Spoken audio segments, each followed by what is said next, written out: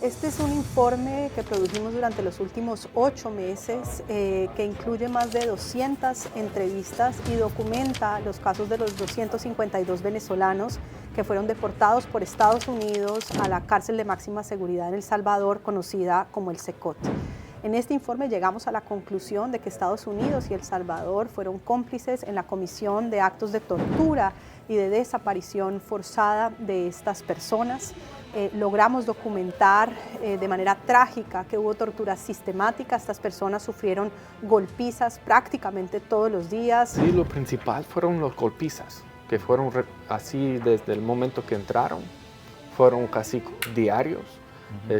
Cuando hicieron requisas en las celdas, una práctica común de que le hincaron, lo esposaron y le pegaron. Fueron golpeados cuando pedía comida, cuando pedía medicina, atención médica. Fueron golpeados cuando protestaban los golpizas. El informe documenta cómo durante la visita de la secretaria de Homeland Security, Kristi Noem, se organizaron para pedirle libertad a la secretaria y fueron castigados después con golpizas. Cuando visitó la CICR, la Cruz Roja Internacional, lo mismo. Fueron castigados, golpeados como represalia de haber hablado con la Cruz Roja. Otra cosa muy alarmante del informe es la existencia de celdas de castigo. Son celdas pequeños, sin luz, sin entrada de aire fresco. Hoy, 12 de noviembre de 2025, Human Rights Watch y Cristosal han presentado un informe estremecedor bajo el título Llegaron al infierno, tortura y otros abusos contra venezolanos en el centro de confinamiento del terrorismo de El Salvador. El reporte de 90 páginas revela que ciudadanos venezolanos que el gobierno de Estados Unidos envió a El Salvador en marzo y abril de 2025 fueron torturados y sometidos a otros abusos graves, incluidos casos de violencia sexual. Según la investigación, el gobierno de Estados Unidos deportó a 252 venezolanos, muchos de ellos solicitantes de asilo, al centro de confinamiento del terrorismo, el SECOT, en El Salvador. En este centro, los detenidos fueron víctimas de devolución, es decir, violación del principio de no devolución, desaparición forzada, detención arbitraria y condiciones inhumanas. Es importante destacar que los investigadores concluyeron que estos casos de tortura y malos tratos no fueron incidentes aislados, sino violaciones sistemáticas de derechos humanos. En la rueda de prensa aquí en Washington, D.C., estuvieron presentes como voceros Sarah Jagger, directora de Human Rights Watch en Washington, D.C., Noah Bullock, director ejecutivo de Cristosal, y Juanita Hubertus, directora para las Américas de Human Rights Watch. Logramos documentar de manera trágica que hubo tortura sistemática. Estas personas sufrieron golpizas prácticamente todos los días por hablar, por reírse, por ir al baño, por solicitar atención médica, por protestar frente a las golpizas. Una y otra vez lo que recibían eran más golpizas. Los actos fueron especialmente graves durante visitas oficiales. Luego de que se daban estas visitas oficiales, las personas que protestaban en contra de estas visitas o que hablaban, por ejemplo, con el CICR, recibieron más golpizas. Fue especialmente grave cuando llegaron al SECOT y fue especialmente grave luego de protestas en contra del maltrato que estaban sufriendo.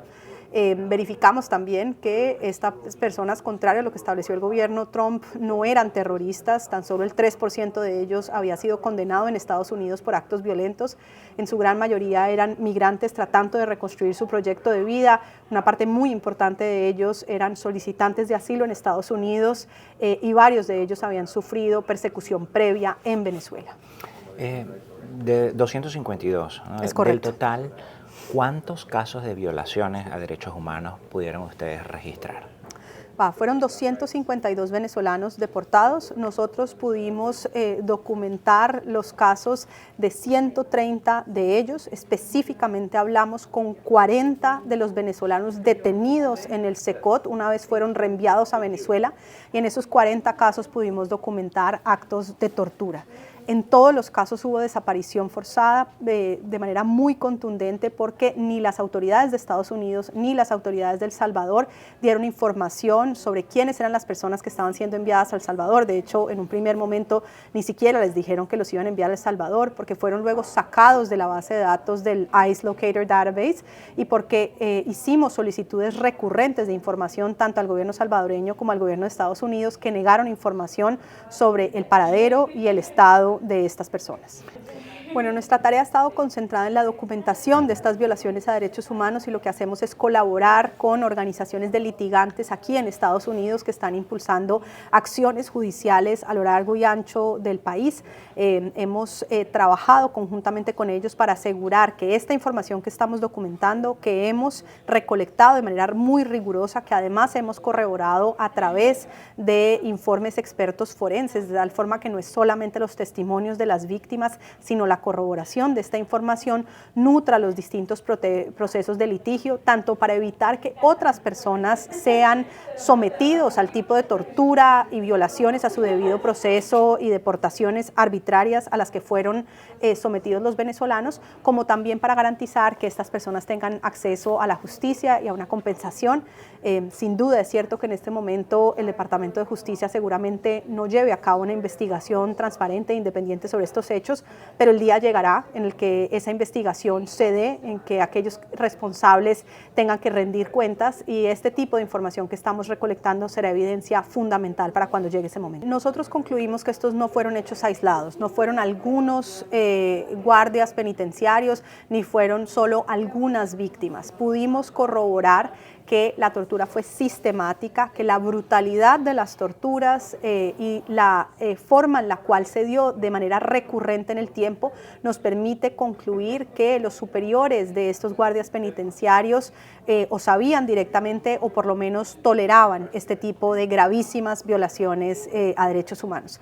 En efecto, hemos hablado con las víctimas luego de su llegada a Venezuela. Hay muchísimo miedo, esta es la razón por la cual este informe protege todas sus identidades. Son personas que han estado en contacto con el gobierno de Nicolás Maduro, que les ha dicho que no abandonen el país. Varios de ellos han estado sometidos a entrevistas en sus casas por parte del Servicio de Inteligencia venezolano, conocido como el SEBIN, que les ha interrogado constantemente a pesar de que muchos de ellos venían de haber sido víctimas del régimen de Nicolás Maduro, personas que han sido detenidas arbitrariamente por protestar, personas que han sido incluso torturadas en centros de detención en Venezuela previa a su salida del país antes de llegar a Estados Unidos y de serse deportados a El Salvador. Muchas de estas personas nos han expresado que están teniendo gravísimas dificultades socioeconómicas para sobrevivir, que no tienen con qué comprar alimentos, realmente se enfrentan a una situación crítica ahora que están en Venezuela. Solo para que me confirme, ellos están siendo obligados a grabar mensajes contra Estados Unidos. Lo que pudimos documentar es que en las distintas entrevistas, cuando el SEBIN les visitó a varios de ellos en sus casas, les preguntaron cuál había sido el tipo de sufrimientos que habían tenido en Estados Unidos, les preguntaron si eran agentes de Estados Unidos y les preguntaron si estaban buscando tumbar al gobierno de Nicolás Maduro. I want to just say that our inboxes, my inbox, is filled with horrifying news every single day. This report from our colleagues really hit me.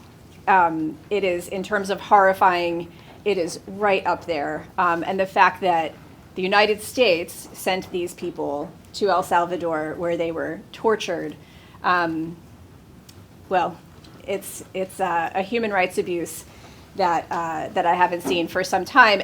And what really struck me was that when I was reading it last week, it was also the death of former Vice President Dick Cheney, who, as we remember from those of you who have been in Washington and covered the United States for some time, really opened the door back up to the U.S. being complicit in torture. So this is another instance of that. When asked about the findings, the White House today doubled down on the criminality of these people. And we're going to get into that first and foremost. Let me offer a couple of details about the report so that you have them. The U.S. government sent 252 Venezuelans to CICOT and paid $4.7 million to El Salvador to cover the costs of detaining the men. They were returned to Venezuela in July in exchange for 10 American citizens held there. Human Rights Watch and Cristasal conducted a total of 200 interviews, including with 40 men who were held at CICOT. We corroborated the findings, forensic analysis of their injuries, and that was conducted by the Independent Forensic Expert Group, IFEG, and open source investigation conducted by the Investigations Lab of the Human Rights Center at the University of California, Berkeley. Otra cosa muy alarmante del informe es la existencia de celdas de castigo. Son celdas pequeños, sin luz, sin entrada de aire fresco, donde llevaron a los privados de libertad para golpearlos. En esas celdas también se dieron testimonios de abuso sexual. Y también ahí le negaron acceso a agua y luz. Entonces estamos hablando de un sistema de tortura muy cruel, muy brutal. El régimen de Venezuela ha utilizado estas deportaciones y los casos de los venezolanos enviados a El Salvador como propaganda contra Estados Unidos, ¿no?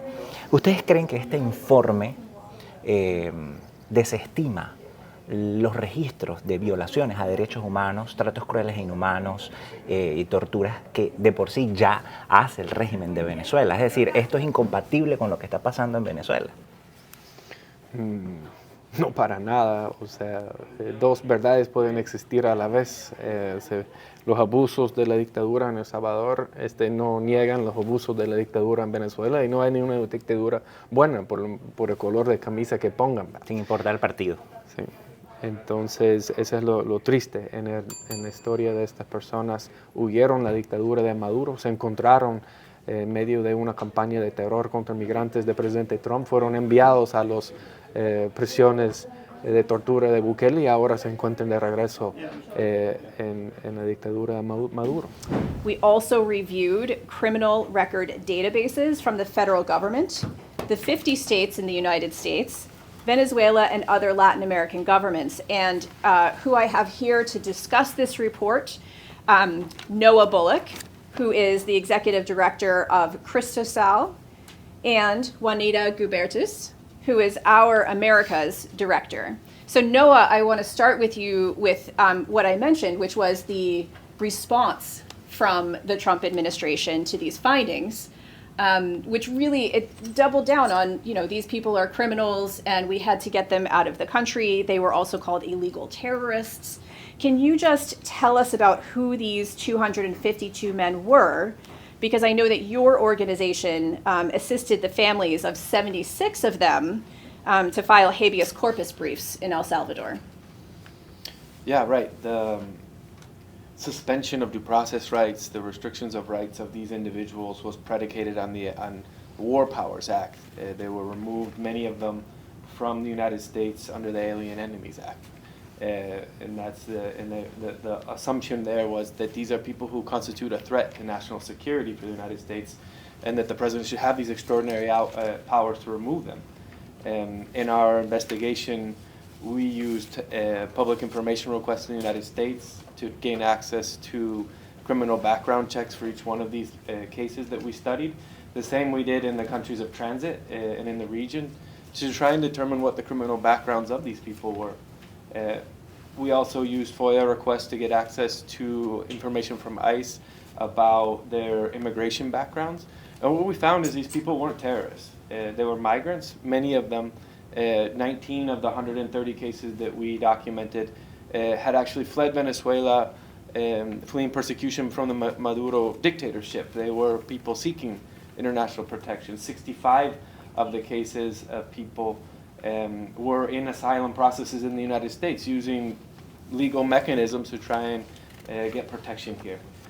We don't have terrorists in this group of men. We have men fleeing violence from gangs and dictatorship in Venezuela who were then removed and suspended their rights to El Salvador and found themselves in a terrorist prison. And that's kind of the second part of this is what happened to these people in the prisons. These are people, hundreds of men, who were disappeared into a prison, never accused of anything, with no due process, with no jurisdiction to appeal this to. And the conclusions of the report is that this forcible removal constitutes a forced disappearance. And in that is an international crime in which the United States and El Salvador are both complicit. The report, there's interesting testimonies from the prisoners themselves that said one of the psychological damages that they felt is the unknowing about why they were there, about what rights they had, how long they would be there, would it be for the rest of their life? The guards threatened people. They said to them that you'll never leave here walking. And so forced disappearance is a violence perpetrated against the direct victims, and the prisoners, the detainees say that, but it's also a violence perpetrated against their families. Our organization, in working with the Venezuelan families, got to hear the testimonies of their relatives back in Venezuela. And it's interesting because they organized, the families in Venezuela organized and made an agreement among themselves that they would struggle for the freedom of their relatives. And even if one got free, they would continue to work to get them all free together. They said that they wouldn't rest until their relatives were free. So forced disappearance has that effect in the families, and it has an effect in the societies where that's happening. The ability of a state to detain somebody and disappear them is a loss of rights to the people who are directly affected, but it's a loss of rights for the whole society. And you said our organization supported the Venezuelans in presenting habeas corpus claims in El Salvador. What we were trying to do is demonstrate that there was no jurisdiction in El Salvador to which these people could appeal and fight for their freedom. They were forcibly disappeared into a terrorist confinement center without having been convicted of any crimes. So no due process, fleeing violence, sent back into violence, and the international crimes of forced disappearance and torture. And Juanita, if you could tell us a little more about what happened to these men when they got to SICAP. Thank you, Sarah, and thank you, Noah and Cristosal, for this partnership. Thank you, everyone, for being here today. As Sarah mentioned at the beginning, this is really full of devastating findings. We knew already that it was quite bad that people that were fleeing for violence would end up in a maximum security mega prison without being prosecuted. But what we found is that these Venezuelans faced systematic torture throughout their almost 4 months that they were in Secot. Day in and day out, they were beaten by the guards. They were beaten for speaking out loud. They were beaten for laughing. They were beaten for going to the shower or not going to the shower. They were beaten when they were protesting for being constantly beaten. This was severe. It was not, it was fists, it was kicks. It was beating people so hard that there would be people convulsing at some times. There would be people that would throw up their own blood. One of them even reported at some point choking with his own blood. So this is what led us to the conclusion that this was not just isolated cases. This was systematic throughout the time that they were at Secot. It was very clear that it was either supported or at least tolerated by superiors at Secot. And it was also very clear that there was previous information that made the U.S. aware that they would be sending someone and a group of 252 Venezuelans to a place where they could face torture. Not only Cristosal, previous reports, but also Human Rights Watch and many other organizations, the Inter-American Human Rights Commission, UN experts, but also even the State Department 2023 Human Rights Report, which specifically stated that there was widespread torture in the prison system in El Salvador. So the U.S. knew very well where they were sending, and in violation of their own obligations under the Convention Against Torture, they sent these group of Venezuelans to a place where they would be, there could be, and eventually ended up being tortured. We documented in the report 4 specific instances in which the beatings were specifically violent and intense. When they arrived at Secot, and that's the title of the report response to that, you have arrived in hell responds precisely to the sentence that they heard when they arrived at Secot. And it was through those beatings that they showed people what they were going to be facing. Then particularly after specific high-level visits, the visit of Kristi Noem, Homeland Security Secretary for the U.S., after she went to visit Secot, all of our testimonies that we collected corroborate that people that were there protesting against her visit, that were expressing, we're not terrorists, we're not criminals, we're migrants, that were doing an L sign for Libertad as there was being recordings taking place, that everyone who participated in those expressions was later beaten after she had left. Same with the visits of the International Committee of the Red Cross. The ICRC was there to document some of the abuses, and yet everyone who spoke with the ICRC later reported being beaten as punishment for speaking about what they had suffered. And then there were 4 different instances of protest, but particularly there were 2 that were highly and intensely crashed, both by the guards and by riot police. There's even reportings of the use of rubber pellets inside the model in which the migrants were being held during the protest. And again, all of the testimonies corroborate that after those protests took place, it was, again, more intense, the beatings that would become. We very troubling were able to document that there were at least 3 cases of sexual violence by the guards against the Venezuelan migrants. What they expressed to us is that they believe it's much more widespread, but because of the stigma carried with it, several of the other detainees would not refer to that. The report obviously also covers the very serious verbal and psychological types of abuses, people that were constantly told that they would never leave Secot. We need to remind ourselves that before Abrego Garcia was sent back to the US, before that no one who had entered Secot has ever left Secot. So I think it was very much credible for the Venezuelans, the idea that they could keep hearing that their families had no idea where they were, that they would never know where they were, and that they had forgotten about them. And that really created a very difficult psychological situation for them. 4 of them reported having suicidal thoughts, and 1 of them reported having attempted suicide while at Secot. Obviously, what we had previously documented with Cristosal of the general situation in the prison system in El Salvador ended up being also corroborated in this report. So specifically, there is lack of access to adequate food, lack of access to adequate water. People detained reported that the water that they would use to drink and to bathe themselves was yellow and had worms at times. They reported not having adequate medical attention when they needed, even when they were beaten constantly. So again, this is something that we knew of the prison system in El Salvador, but this is probably the most detailed account of what is happening at Secot, and specifically what happened to the Venezuelan migrants sent there.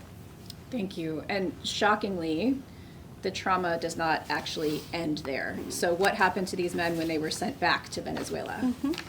So first of all, just to recap, as you know, in July, as a result of an agreement between the Bukele government and the Maduro regime in Venezuela, the 252 Venezuelans were sent back to Venezuela.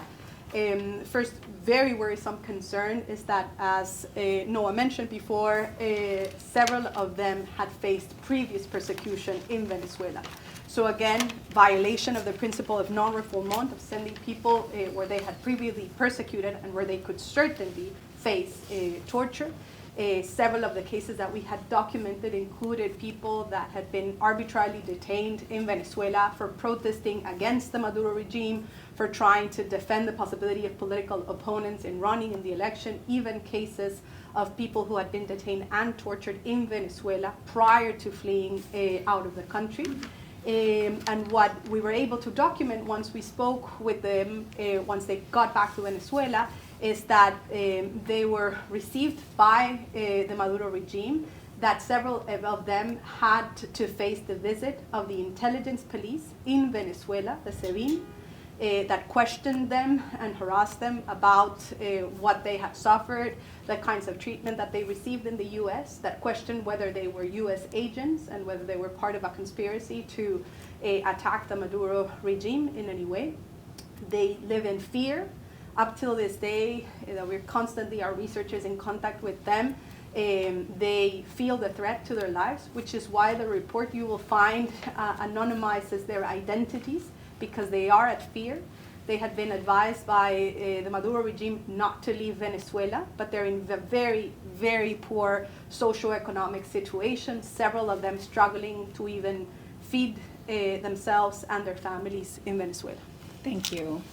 So as we've all mentioned, the United States government should have known and did know that El Salvador was not a place that they could, under US and international law, send people to. And I'm just wondering, Noah, your organization was forced to flee El Salvador. Can you give us a sense of what the human rights abuses are there and just the broader situation? Sure. Yeah, I think tragically the arrival of the Venezuelans to the terrorist confinement center in El Salvador and their suffering has shined a spotlight on the Salvadoran prison system. And any person of conscience would have to ask themselves, how is it possible this level of systematic abuse exists in a prison system administered by the state of El Salvador? And that's a process in El Salvador that began a few years ago with President Bukele. He overthrew the Supreme Court, installed loyalist judges, purged the lower courts, and really freed his hand to exercise power without restraint. And he declared almost 4 years ago now a state of emergency in El Salvador in response to gang violence. And since that time, the Salvadoran government has arbitrarily detained over 90,000 Salvadoran citizens. They have been put into prisons without access to family visits, without access to their defense attorneys. That constitutes a situation of forced disappearances. Our organization has investigated and demonstrated inside the Salvadoran prisons, not only SECOT, but the other maximum security prisons, systematic torture. Torture so systematic that we conclude that it's a state policy. We have also investigated over 420 cases of people who died in custody of the state as a consequence of ill treatment and torture. We believe there are many more killings. So when we talk about in El Salvador systematic and mass arbitrary detention, forced disappearances, torture, and killings, these are serious crimes that could constitute crimes against humanity. And this is the prison system that the United States government contracted. And I think that also provokes another important question. Why did the United States need to contract this prison system? Is there a lack of detention facilities in the United States? And they decided, the United States government, the Trump administration, to contract specifically a prison system where they could send people outside of the protections of law. If we make comparative examples to past U.S. foreign policy adventures, the people in SECOT have less rights than the people who were sent to Guantanamo, because there's no jurisdiction at all available for them to appeal their cases. And so this is something systematic. The Salvadoran government in the last 4 years has committed mass and systematic human rights violations, and as Juanita pointed out, the United States government knows this. The Inter-American Human Rights Commission has reported on this in their reports and investigations of El Salvador. The State Department has as well. There's no room, there's no margin for plausible deniability here. We can only conclude that it was on purpose. And it's important to note, I think, that when a government decides that there are a group of people in the society who are threats to that society and should no longer be subjects of rights, they've already decided that they can restrict the rights of all people. And so, although we might think we're different from migrants or there's somebody that we don't agree with them being here, the loss of rights of one group of people affects the rights of all people. And in El Salvador, that's been our experience. You mentioned our organization is in exile. The very restrictions on due process rights that were promised to combat terror groups and gangs in El Salvador are now being used to persecute human rights defenders in El Salvador. Among them, our colleague Ruth Lopez, who was detained in May and has been in prison since that time without access to family visits, without access to lawyers. Her trial has been declared secret. So again, I think it's important that we don't become indifferent to the loss of rights of people, although they are different from ourselves. Thank you. And we are living here with some anxiety in the United States, looking at places like El Salvador as a warning to us, because there are already attacks on civil society and nonprofit organizations, human rights defenders here in the United States. I want to, as my last question, and then we'll go to questions from those attending, I want to pull out even further and note that the Trump administration has a list of some 50 plus states that it is creating deals with to send deportees there. Many of these states would fall into that category of violating US and international law by sending them there, because there is civil unrest, because there is torture, because there is conflict. Let's stick with Latin America for the moment. And Juanita, Human Rights Watch and others have documented abusive deportations to Guantanamo, Panama, Costa Rica. Let's get to the action. How do we end these abuses? Mm-hmm.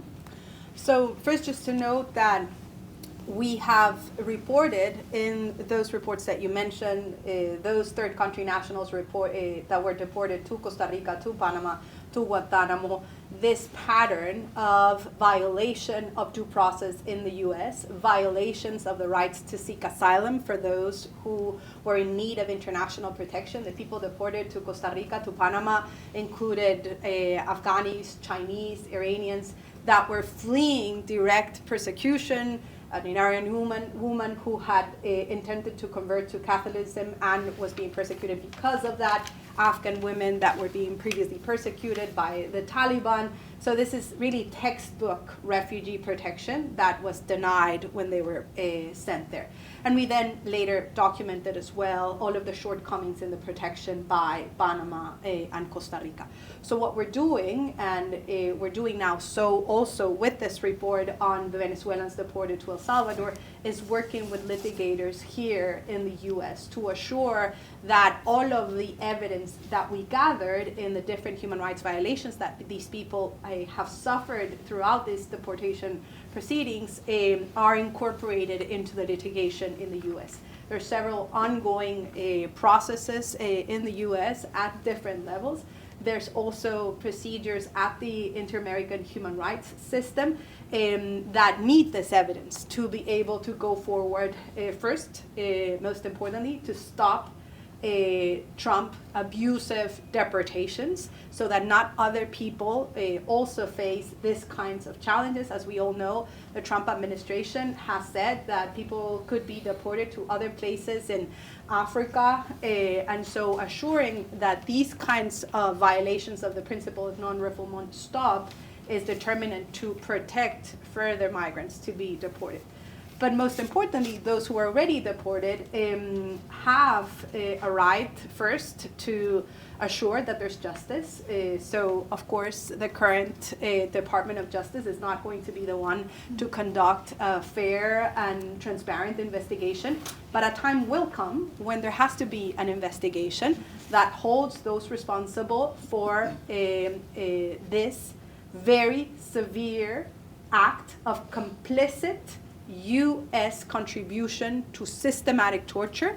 There has to be an investigation at some point. And we and other organizations are gathering the evidence for when that time comes, and those victims who have suffered the abuse and the damage that we've documented need to be able to access compensation and reparation for the kinds of suffering that they have gone through.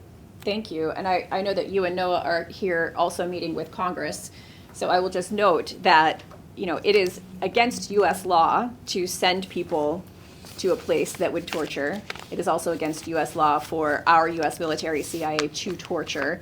But it might be nice if Congress were to remind this administration that that is, in fact, U.S. law. I will now open it up to questions. Do we have any? Yes, please. Is there any other, Ricardo Sanchez, Ricardo lo dice, independent journalist.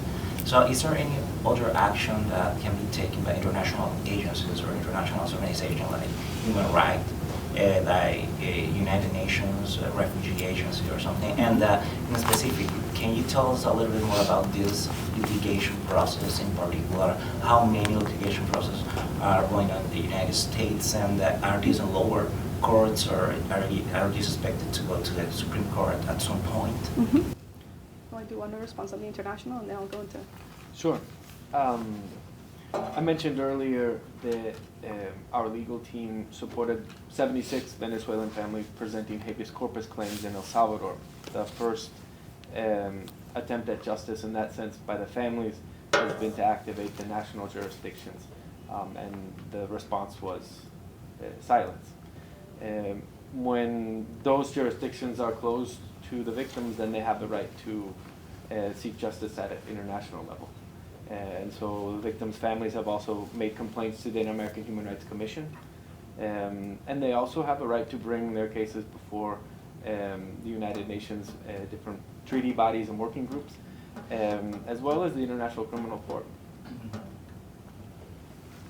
So here, domestically in the U.S., there has been going different types of actions. The majority of them at a circuit level now. There's several in which there's been preliminary injunctions to assure that those who were being deported under, or there was attempts of deporting people under similar arguments, would be stopped from the kinds of abusive deportations that these people faced. And yes, we do have an expectation of several of these cases eventually reaching the Supreme Court to have a more general decision. There's many, more than I can count, different litigations ongoing throughout the U.S. for several of these proceedings. So I do expect that eventually we will have decisions at a higher level on it. Can we do a follow-up question? Mm-hmm. Is there any compensation you are expecting from the courts to rule, to these relative to these persons? And the other thing, is there any way to ask the courts to take these people back to the U.S. that happened with Abrego Garcia, for example? Mm-hmm. As far as I know, there is at least one civil case that it's still in a very preliminary phase that could eventually lead to redress.